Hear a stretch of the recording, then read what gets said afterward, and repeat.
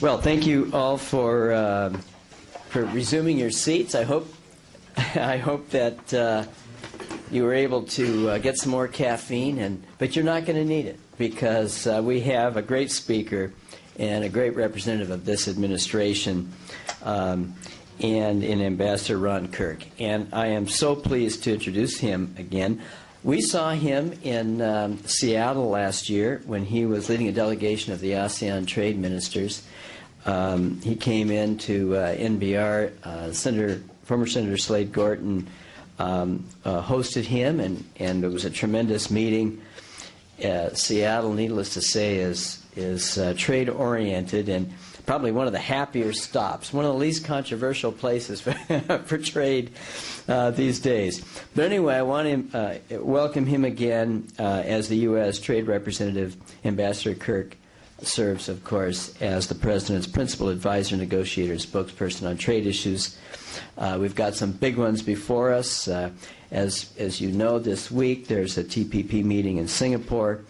Chorus is now front and center as much as it can be, given the tremendous other issues facing the country right now, whether it be militarily, our budget, and so on. But somehow Ambassador Kirk has to squeeze in these important issues in spite of the others. He's been instrumental in crafting the administration's economic and trade policies toward the Asia-Pacific, including the Trans-Pacific Partnership I mentioned, the TPP, which, of course, is a considerable, and someone referred to it, I think Ed Gresser referred to it as next generation arrangement that we would see in the Pacific, of course, involving, as we hope, Japan and the United States centrally. It's a very important initiative, and we're looking forward to hearing about that today. But Ambassador Kirk, it's just great to see you again, and it's great to have such a wonderful, I'd say you're just an ambassador in every way. Some ambassadors have the title, and some are able to actually relate to the world and people, and you're one of those. We're so pleased to have you, Ambassador Ron Kirk.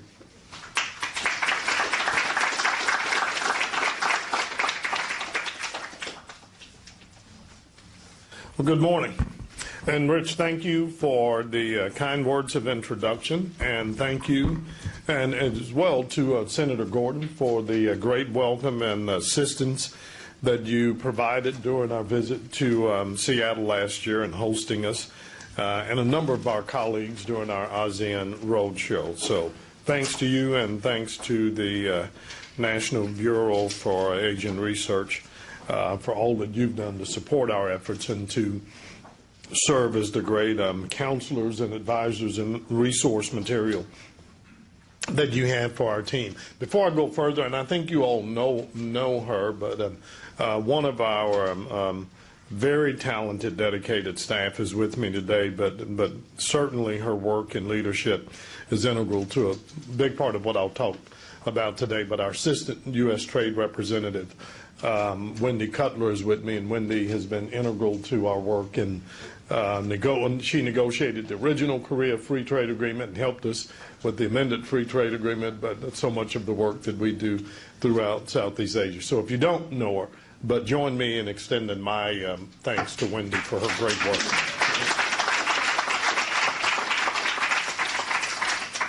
I would be remiss if I proceeded with my substantive remarks before taking one moment of personal privilege to echo the words of President Obama and others in our cabinet in expressing our just profound shock, but also our condolences over the extraordinary tragedy in Japan, and offering our heartfelt sympathies to our friends and our neighbors, for many of us, our families, who are going through a period of extraordinary suffering and loss as a result of the earthquake and tsunami. For many of us, I know if you're like me, I just can't seem to tear myself away from the pictures and the stories.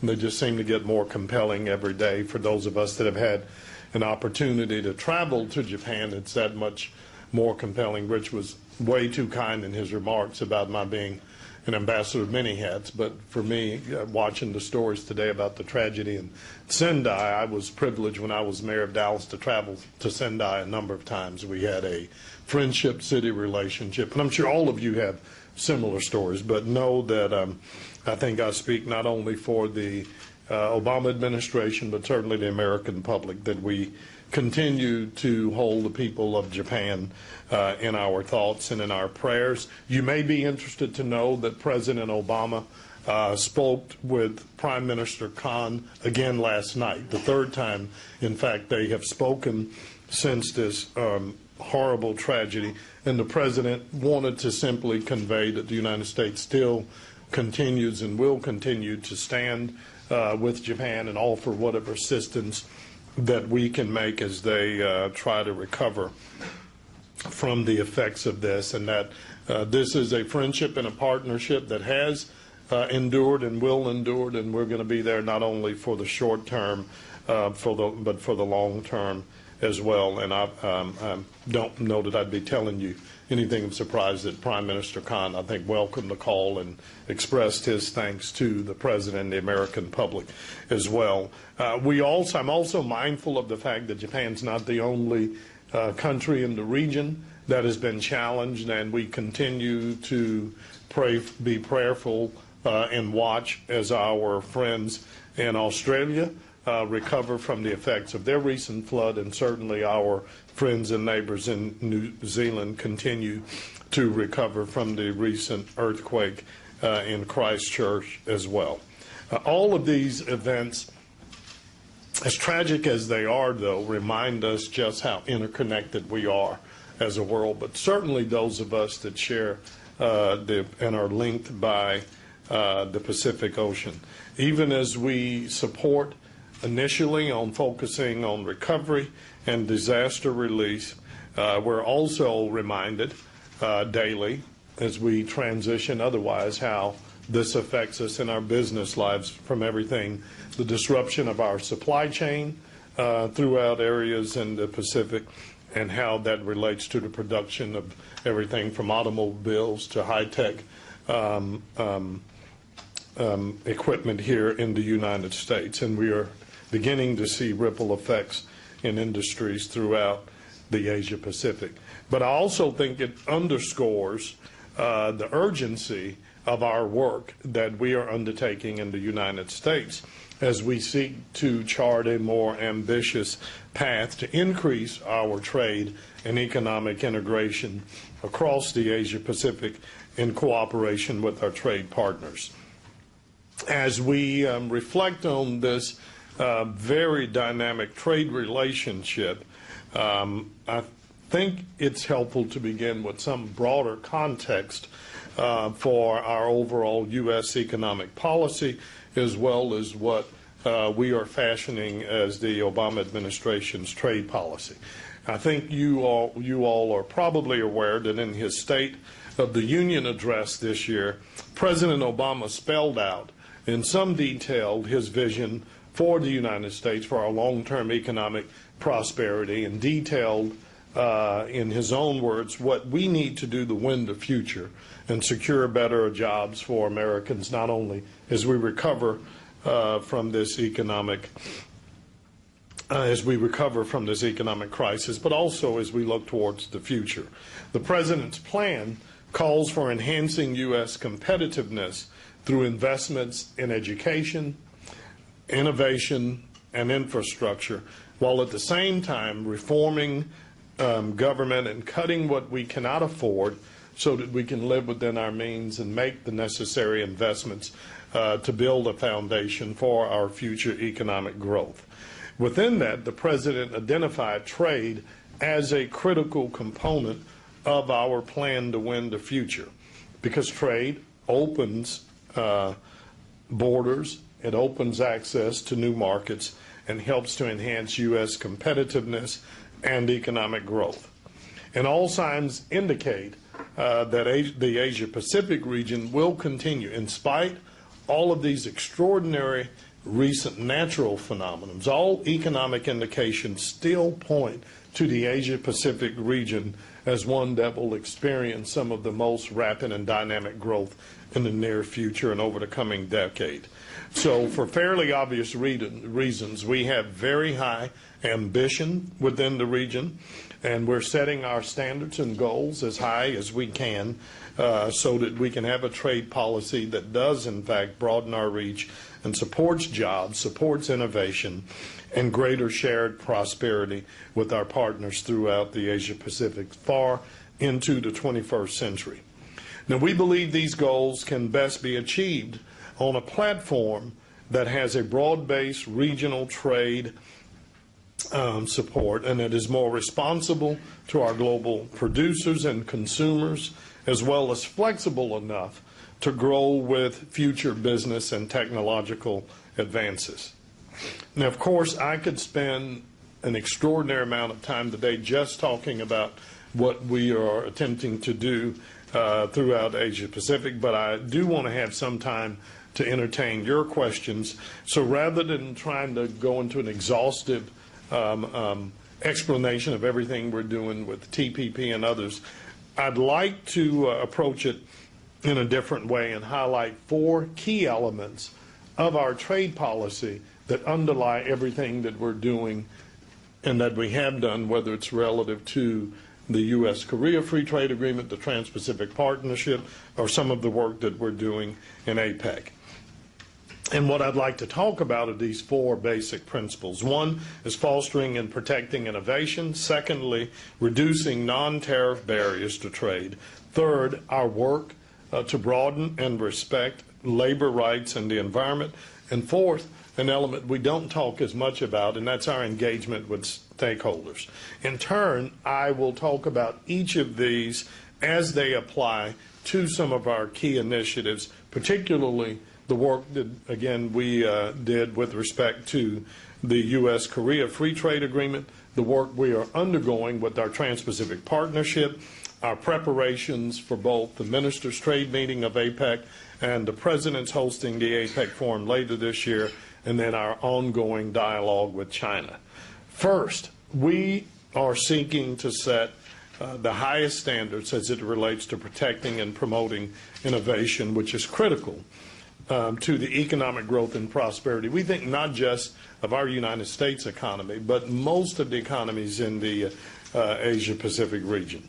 The United States continues to be the most innovative economy in the world, and our administration is doing everything we can to support that innovation and support the jobs that are dependent on American innovation, including protection of and enforcement of U.S. intellectual property rights.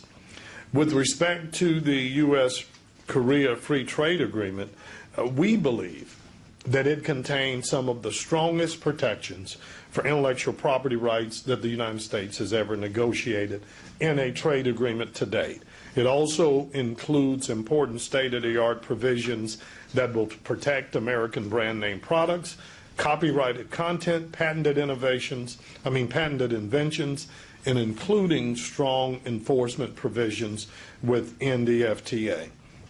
Fostering respect for intellectual property rights is also critically important to the work and one of our principal objectives in our negotiation with our partners in the Trans-Pacific Partnership. It is our goal to make the protection and enforcement of intellectual property rights a cornerstone of the TPP, because intellectual property is critical to the development of knowledge-based and creative industries. And we believe a strong intellectual property framework gives every country the potential to attract trade and investment and move up the manufacturing value chain to become an IP producer. In APEC, which we will be hosting, I think you know, later this year, we're also discussing the intersection between trade and innovation. Specifically, we are examining ways to advance through APEC the adoption of competitive, market-driven innovation policy in the region that's critical to economy's ability to use technology to promote innovation. This initiative will give us a great opportunity to discuss the ability to use technology, which is critical to growth, and to discuss policies that limit this access that may be detrimental to countries' future economic prospects. And of course, any conversation about innovation and correspondingly any conversation about protecting intellectual property rights in our office has to involve some discussion of our relationship with China. To be sure, we have made very substantial progress through our various dialogues with China, whether it was through the Strategic and Economic Dialogue headed by Secretaries Clinton and Geithner, through our Joint Commission on Commerce and Trade, chaired by myself and Secretary Locke, hopefully soon to be Ambassador to China Locke, or through direct engagement from President Obama and President Hu. We have encouraged China to end indigenous innovation policies that we think create an uneven playing field for American entrepreneurs and stifle the strong, open innovation that will benefit not only the United States, but we think, frankly, benefit the next generation of Chinese entrepreneurs. At last year's JCCT in particular, we achieved some of the strongest results we've seen in years as it relates to intellectual property and innovation, including commitments by China to increase the purchase and use of legal software by China and its governmental sub-entities, and more importantly, that they would fund it.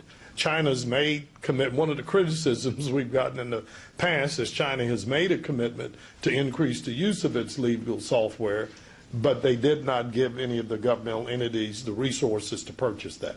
So one of the big changes in what's encouraged is they've agreed not only to provide resources for that, but they're also going to audit the implementation, which we are greatly encouraged by. China separately committed to separate its innovation policies from the provision of government procurement preferences, which was a very key concern for many of our businesses and manufacturers. Moving forward, we will continue to use the full set and the full range of our tools at our resources to encourage China to implement policies that allow for true innovation to thrive, for open markets and strong intellectual property protection and competition. Secondly, I'd like to talk about some of the efforts we are engaged in to reduce non-tariff barriers to trade, because we increasingly, what we hear from business when we engage you, is in many cases, as the formal tariffs and duties come down, we are beginning to see a proliferation of the use of non-tariff measures that can restrict market access as well. To reduce or eliminate non-tariff trade barriers, for example, in the U.S.-Korea trade agreement, we set some of the highest standards for regulatory transparency that we've ever put in an FTA. For example, Korean authorities have agreed that they'll publish any proposed new regulations in advance and make sure that not only Korean businesses, but that foreign competitors and interests have an opportunity to comment, just as we do here in the United States. Similarly, in both the TPP and APEC, we will address the issue of non-tariff barriers to trade as well. In the TPP negotiations, we are examining trade and investment barriers that specifically affect small businesses' ability to participate in global trade. One of our concerns is that, at least in the U.S., we are challenged by the reality that about 95% of U.S. exporters are small to medium-sized businesses. Now, that's against a backdrop and a reality that that's less than 1% of the universe of small businesses in the U.S. So we think that's low-hanging fruit. That's a great opportunity. But in a number of forums that we have done around the country, one of the biggest complaints we hear from small businesses is just the lack of regulatory coherence, how difficult it is for a small business. And I'm not picking on the big guys, but, you know, GE, Boeing, the larger exporters have resources that, you know, a business with 10 employees, 200 employees just doesn't have. So a big part of what we're doing in both TPP and APEC is seeing what we can do to make it cheaper, easier, faster, and less intimidating for small businesses, not just in the U.S., but throughout the APEC region to be able to participate in global trade. In APEC in particular, we've set a goal this year to work toward building a seamless regional economy, and we are seeking measures that will help facilitate the flow of goods and services throughout the region. With respect to China, as we address non-tariff barriers, we have to use every resource available to us. Again, from our engagement through the strategic economic dialogues, our bilateral dialogues, the JCCT, to in cases where we have to, challenging China at the WTO. Another example, at this year's JCCT, we were able to get China to commit to eliminate an eligibility requirement that had blocked many foreign providers in the wind power sector from competing on their turbine manufacturers. They had a legal requirement that you had to demonstrate your ability to do a project, but it had to all have been done in China. So if you were a company, whether you're in the United States or the EU or Japan, and you'd been doing wind turbines for years, you could not use that to comply. We got them to agree to reverse that and to use experience elsewhere in the world. Recently, we also challenged China within the WTO over policies that we believed ensured a national champion dominated China's electronic payment services market to the detriment of highly competitive U.S. firms. Now, moving on to our next topic, we realize and recognize that as regional integration accelerates, our economies are becoming even more and more interdependent. And in order to promote stability and ensure a level playing field, we are also seeking to set very high standards for the protection of workers' rights and the environment. Again, in the U.S.-Korea Free Trade Agreement, we included the highest standards for the protection of labor rights and the environment we've ever negotiated in an FTA. It contains mechanisms for the effective enforcement of labor and environmental laws combined with strong remedies for non-compliance. And as a result, we have an agreement that provides a level playing field for American producers by upholding some of the strongest labor and environmental protections. In the Trans-Pacific Partnerships, our negotiators are seeking that same high standard. We are engaged not only with our partners, but in this case, this is an issue of intense interest to many in Congress. So even as we have engaged with our partners within the partnership, we are engaged in conversation, frankly, with congressional Democrats and Republicans on finding the right balance to express how we want to express our support for strong labor and environmental provisions, and also to extend what we've done, for example, in what's known as the May 10th agreement, and begin to address new areas like the illegal trade in fisheries, wildlife, and logging. Through the APEC cooperative, one of our priorities is to take steps to promote green growth, including eliminating barriers to trade in environmental goods and services within our region, and facilitate trade in remanufactured goods and low-carbon vehicles, and combat trade in illegal logging. With respect to China, we will continue to engage our partners on labor and environmental issues, including, in particular, how we can find common ground to promote the increasingly green technology sector. But where we could not make effective progress with China, again, we do not hesitate to challenge them to comply with the commitments that they have made through the WTO.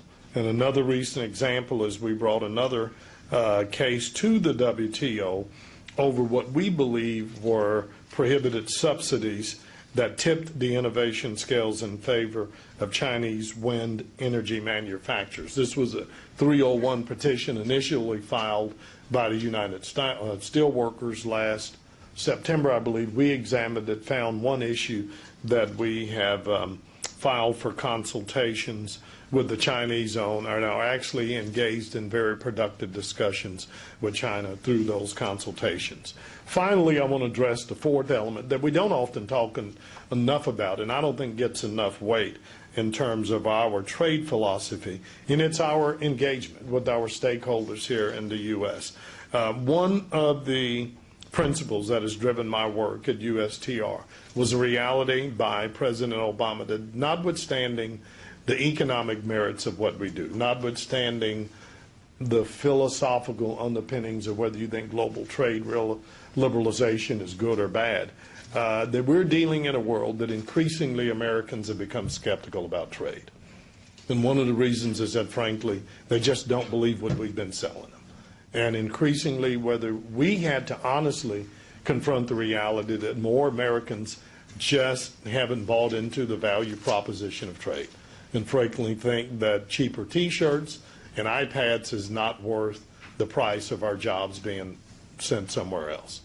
And so we accepted this as a challenge and a way to strengthen American trade policy by engaging the American public, not just those here in Congress, but stakeholders, and moving out and talk to businesses and families to find out what they like about our trade policy and what's frustrated them about it. And we think because of those efforts over the last 18 months, we've built a new foundation that will allow us not just to be able to move forward, which I think we're going to have a very strong vote of support for the Korea Free Trade Agreement. We are confident that we're going to be able to come to a successful conclusion of our negotiations with Panama and Colombia. But if all I did was pass those trade agreements and do nothing to address this fundamental underlying cynicism, I think I would have failed the president and the American public. So we think the work that we are doing on engaging our stakeholders not only, in fact, made it possible for us to be so confident about Korea, but we believe we got a better deal. Because we listen to people, we found out what bothered them, we tried to fix what we can.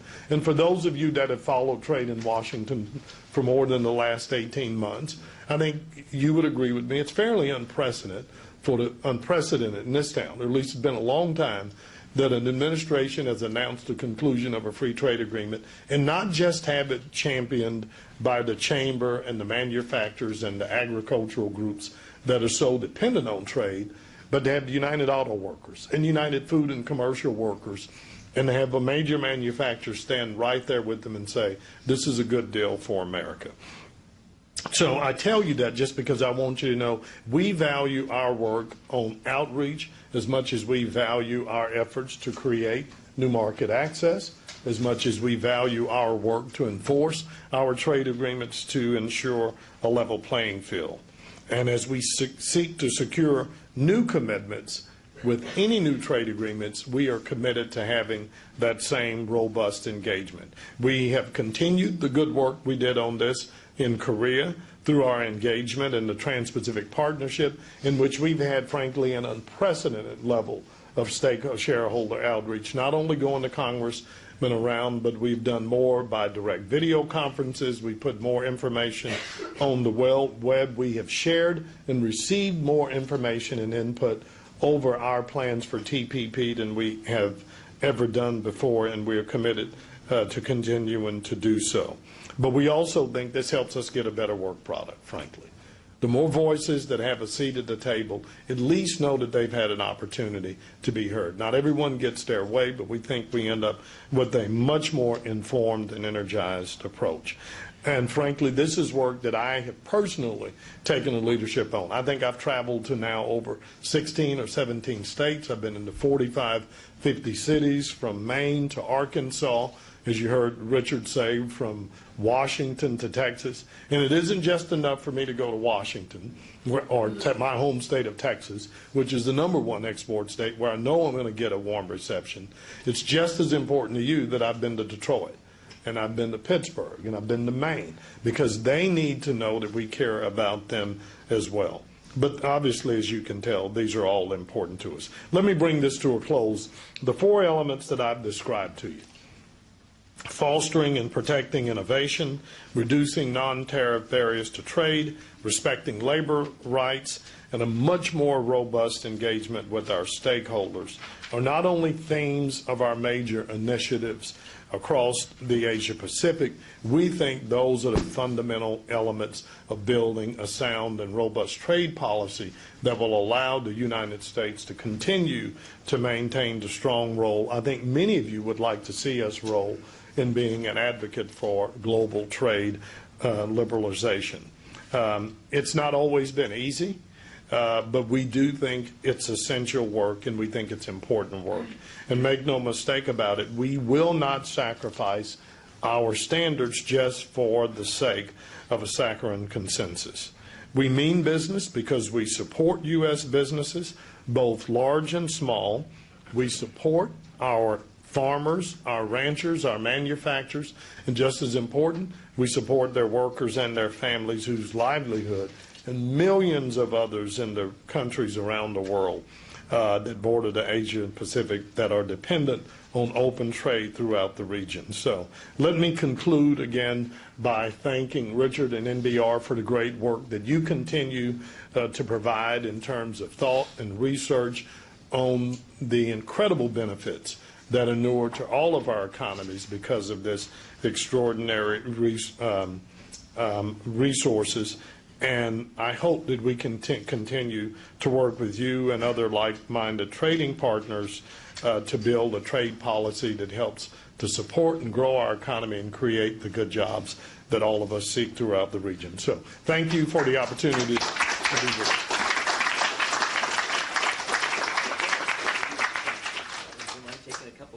I'm going to get a cup of coffee. Okay. Get fueled up. This is a Seattle kind of thing to do, you know, fuel up throughout the day. There you go. You know, I told Richard the most interesting thing in Seattle. The only thing I'm waiting for now is for somebody to announce the construction of the first Starbucks within a Starbucks, because I guess that's about all they have left to do. Well, no, you know what they're starting to do now? They're going to serve wine after a certain amount of time. So I just want you to know. You know, I don't like that. It's bad enough to know that my 13-year-olds go to Starbucks. I don't want them drinking. No, Richard, I am going to take your questions, but Richard assured me this is a friendly audience. You're only going to ask me easy stuff, how my teams are doing or not doing in the NC2A bracket, maybe something like that. No, I know you've got good questions for me, and I'm happy to entertain them. Well, let's go here, and I know if none of you ask, what are we going to get out of APEC this year, I will. So I encourage there to be some APEC questions. But let's start right here. Introduce yourself. You've got to promise me, introduce yourself. And then we're going to do a circle right around here. Lots of questions. Eric Weiner, Tokyo Broadcasting System. Thanks for being here, Ambassador Kirk. Wanted to follow up on the TPP question. Given what's happened in Japan with the tragedy, what is your expectation of Japan joining the TPP? And specifically as it relates to Japanese ag exports, is there going to be a challenge regarding that? The one thing we want to do is right now keep the focus on helping Japan stabilize, recover, and control what is an increasingly dynamic and difficult situation. And I think the President and our country's focus is rightly on that. Our ambition, our hope for not only Japan but the other members of APEC ultimately seeing the value and deciding to partner with us on TPP have not changed, but we think right now it'd just be a bit cynical to ask Japan. Their attention has to be on stabilizing, the nuclear reactors, rebuilding, recovering, and that's a decision for them to make. But obviously we would welcome that, but we understand, there's some things that have to take precedence over our commercial interests, and right now their safety and economic well-being is one. But when Japan is ready to engage, we would welcome that. About the Japanese agriculture exports? I just, right now, it's a bit. I just want to make sure we don't see. But look, we want to help Japan. There are some that may think in a perverse way, whether it's Japan and New Zealand, that when you have, a natural disaster, it may open some doors that otherwise. But the one thing we don't want to do, our partnership with Japan is so good. I think the aid we're doing right now is so strong. I don't think we want to do anything that even hints at us trying to exploit, what really is a horrible tragedy If they ask for our assistance at open doors, that'll be great, but we want that to be their decision right now. Yes, right behind. Thank you. I'm Katie Wang with Newtown Dynasty Television. I have a question regarding China. When China joined the WTO, it promised to open the market of media and publications. However, it failed to do so. In year 2009, the WTO ruled against China's system of monopoly control over the entertainment products. So WTO gave China another deadline, which is March the 19th this year, which already passed. But China still have close control over these markets. So I'm wondering what U.S. can do about it. You know, we have engaged China on a number of areas, particularly in the entertainment and information industries, and we have challenged them and successfully won on a number of those cases. I'm not, and forgive me, I'm not as up to date on this specific one. If you'll allow me to maybe consult with our team, get you a more thoughtful answer. I would say broadly, our approach to China with everything is the same as it is with our partners in Canada or Mexico or Japan. And it really has been informed by my travels around the country. The one thing the American people have asked me to do that frustrates them about our trade policy more than anything, simply ask our trading partners to live up to the commitments they've made. So whether it is grain-oriented steel, raw earth materials, indigenous innovation, all we want China to do is live up to the commitments you've made. And we're going to continue to engage them. Again, I'd like to get back on your specific case, but that is one value of our engagement with China through the Joint Commission on Commerce and Trade. And we literally had a team there just this week. Ambassador Morantis and Deputy Under Secretary of Treasury Leo Brannard are there laying the groundwork for both strategic economic dialogue and these. But we press them on these issues, and we want them to comply. I can tell you that I've seen two premiers in China that we didn't realize were premiers over the years. Anyway, back there was another question. Let's go to the young lady with her hand up, and then behind the fellow with the beard. He'll be next. Thank you. I'm Wen Jiazhang from International Fund for China's Environment. I have a question concerning the environment and labor require a strong environment and labor requirement. How will it work on China exports, and what's the possible influence it will have on U.S.-China trade relationships? Thank you. Well, there's two ways we have found to engage our partners on seeking to strengthen labor and environmental ways. And I would be honest, I think one of the least effective is when our partners feel like that the United States is trying to preach to them and dictate and transport our values on them. The most effective engagement is when we can get our partners to help them to understand this is in your interest. This is in the interest of an economy that's trying to move 600 million people additionally from less than $2 a day to a higher standard of living, to do so in a way to frankly learn from some of our mistakes and some other developed economies, that you can do so in a way that you protect the environment. We know that China, India, Africa, Brazil are going to have explosive growth, both economically but also population-wise. We welcome that. We think that's a great way we're going to grow our economy. But we also know this planet isn't going to get any bigger. We are resource constrained, and what we can share, what we can learn from one another about how we grow our food, create the resources to fuel that growth, if we can do it in a way that we preserve and protect this planet, we think that's not just in the interest of the United States, that's in the interest of China. And with respect to labor laws, I know there are many that have criticized our work in this, particularly as it relates to the time we've taken with respect to Colombia. But as I've said, this is something that's important to the Obama administration, and we think it's important to the United States, and we won't compromise on. The United States people don't spend as much time thinking about trade, frankly, as people who live in an economy that's, trade is 80-90% of their GDP. But the U.S. public's pretty smart.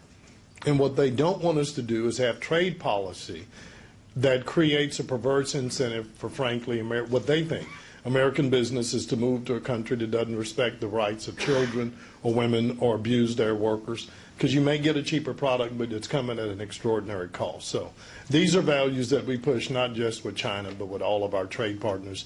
But we think as the Chinese people begin to see the value of that, it'll have more of an impact on their leadership than just us always banging the table and demanding it. But what we want to see China do is adopt just some basic international principles that we think all developing and certainly advanced developing economies should share in common. Yes, back there. Again, please. Yes, hi, my name is Ben Hancock and I write for Inside U.S. Trade. I was wondering, House Ways and Means Ranking Member Sandy Levin yesterday said that the administration should go ahead on Korea and try to kind of force the Republican leadership's hand by just submitting the implementing bill. And I'm wondering if that's something you would advise the president to do. Go ahead and show the Republicans the draft, and then if they decide not to move on it, just go ahead and try to move forward with that anyway. What are your thoughts on that? Well, I appreciate Chairman Ranking Member Levin, former Chairman Levin has been a great friend, is a good friend, someone who is one of the thought leaders in our party on trade. But my responsibility is to work with the President to make sure that we move all of our trade agenda forward. And I appreciate Congressman Levin's thoughts, just as we appreciate the thoughts of Chairman Camp and others that have said, don't do anything, send them all. My job is to go get these agreements done, and then I'll leave it up to, the political team at the White House to do it. Now, we have been very public and very honest that Korea is ready. And there is no reason, and for all the reasons we have been urged to hurry up and conclude our work with Colombia and Panama because we're losing market share and they're signing other free trade agreements, we just hold up a mirror and say, that's Korea. Korea's ready. They've signed an agreement with us. They're about to implement an agreement with the European Union. So not only do we have a strong agreement, but we have a competitive necessity to move forward. We have, I sent a letter to Chairman Camp and Chairman Baucus, I think 3 weeks ago before I testified before Senate Finance, and advised them the administration is ready to engage and encourage them to move forward with Korea, even as we seek to conclude our work with Panama and Colombia. Another question over here. Yes, sir. I'm going to spend all afternoon with him. Doug, I'm going to spend all afternoon with you. No, you should. Hi. Oh, well, I just wanted to pick up on one thing that you said in your speech, where you were talking about the wind turbine case against China, and I believe you said that the consultations had been productive on that. I just wondered, do you have a sense that maybe that dispute could be resolved through the consultation period? Well, I won't, and I knew you would pick up on that. It is our general rule not to get into specifics, but I would tell you, just the Kirk doctrine of trade policy. Some people come to me and say, why don't you sue? And I was, people talk about my life as a mayor, but I was a lawyer. Lawyers love nothing more than going to sue. We do very well when people sue. Our clients don't always do as well because these lawsuits at the WTO can take years. And I do think if I bring anything, to this job and my work as a U.S. trade ambassador from my time as mayor, at least it's a reality that, Boeing, Google can survive a 3-year dispute with China. The small businesses that we care about cannot. So our goal is always get it resolved and get it resolved faster. If we can do it through direct engagement, great. If we can do it through the Strategic Economic Dialogue or JCCT, that's great. If we can't get it done there, we'll file. But when we request consultations, for me, that really is a way to see, let's sit down and see if we can't talk this out and get it resolved. I would much rather get it resolved here than engage in what's going to be a protracted battle. So we did that with the European Union on beef. We've done that in every four. That's our objective in every case, and that's our objective here. And do you think that it's possible in this case? I would hope so. It is an engagement with the Chinese, but that's our objective. Yeah, I don't want to. Yeah, do you have one? Sure. Ed Gresser with Progressive Economy. One of our authors of this joint publication that we've done that assesses issues before Congress this year concerning Asia. So So we've heard a lot from Ed, but I thought we'd hear some more. So Ed, if you Well, it's more a question rather than an oration. We make a strong pitch for passing chorus. I think your presentation on China is very interesting. I think the administration has not got credit for all it's achieved in the China relationship. And so that everybody can hear, it might help. I hate to, sorry. The teacher and me, now I'm going to be your teacher and say, sit up straight and hold that microphone. So I can hear you, but they can't. It's microphone. There you go. That's okay. much better. I was pointing in the wrong direction. In our report, we make a strong pitch for passage of chorus, and I think your presentation in China is really interesting. I don't think the administration's got quite the credit it should have for the achievements today. What I would like You're not only intelligent, man. You're not handsome. You're a smart man. Yes, you could tell my wife that. That's right. One thing that is a real source of unhappiness for me is that we have a very harsh and punitive trade policy toward Cambodia and toward Pakistan and toward Bangladesh, toward the low-income Asian countries that depend on selling clothes to the United States for most of their jobs. And in the case of Pakistan, it's especially odd because we're working hard to give the Pakistani government $1.5 billion a year and then imposing a $500 million tariff penalty on the one thing that is providing jobs and putting people to work and helping the economy grow there. I wonder if there's something to be done about this. Why is this a situation we're comfortable with?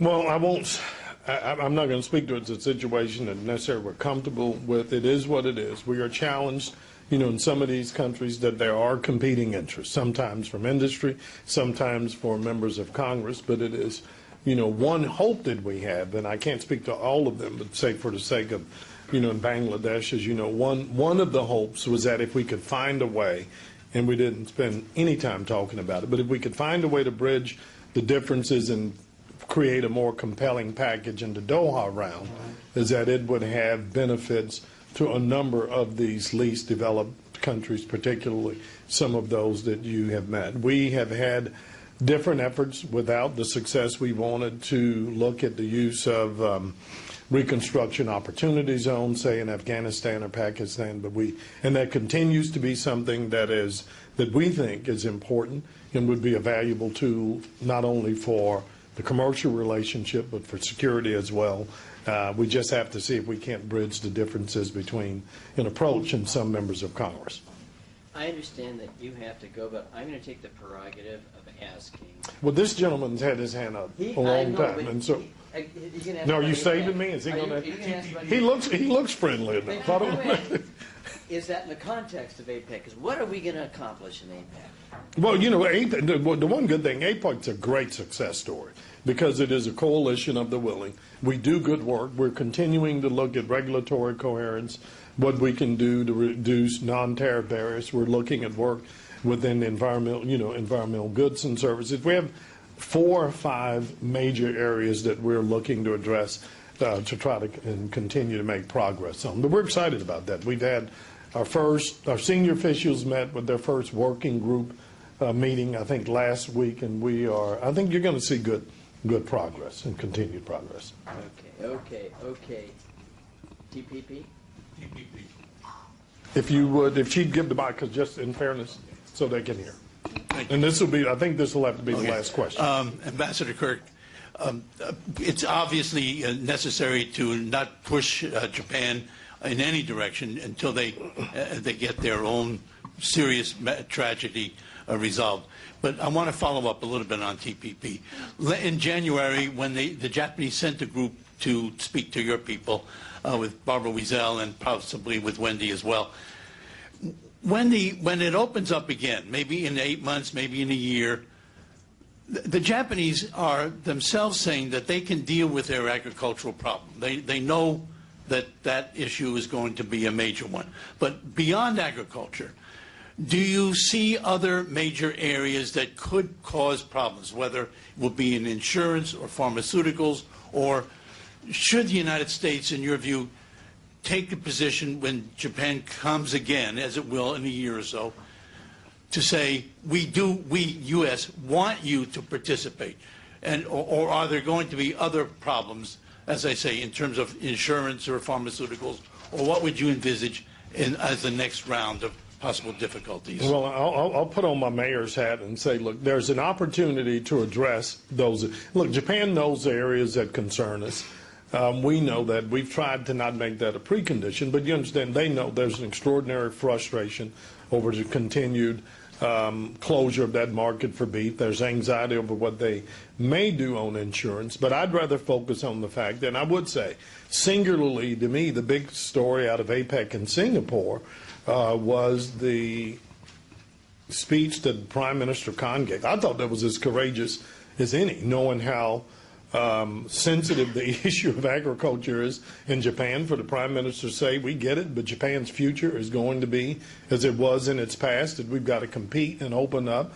And it added weight, it added excitement to what we're doing in APEC that could be felt through all the economies in there. And so I would rather be encouraged that this is something, first of all, that Japan understands what they're going to have to do if they're going to seriously engage. All of the partners, what excites us most about TPP, and I'll try not to take too long, and I love all my work, but with Korea, Panama, Colombia, I inherited a set of opportunities, but I inherited a set of biases in which everyone was locked in their opinions over what we'd done right, what we'd done wrong. And at least with TPP, it was the first time I was able to sit down with our team and said, wow, if we had a blank sheet of paper, and if we were, God forbid, building a 21st century trade model rather than trying to, rejigger what some people think is either a flawed model or not, what would it look like?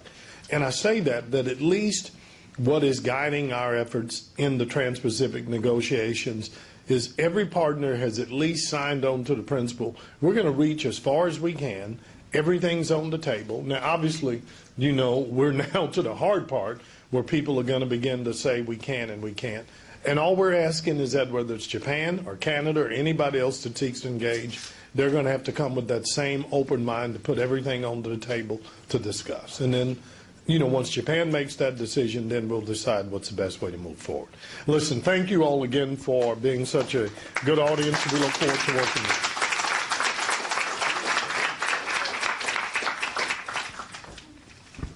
Thank you, Ambassador Kirk. Thank you all. I want to thank Minister Chiba, Congressman Larsen, our panelists, Admiral Swift for calling in.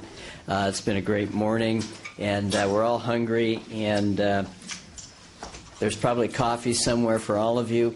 In any case, thank you for coming. See you next year. Actually, we'll probably see you real soon, but here at the Engaging Asia Conference next year. Thanks.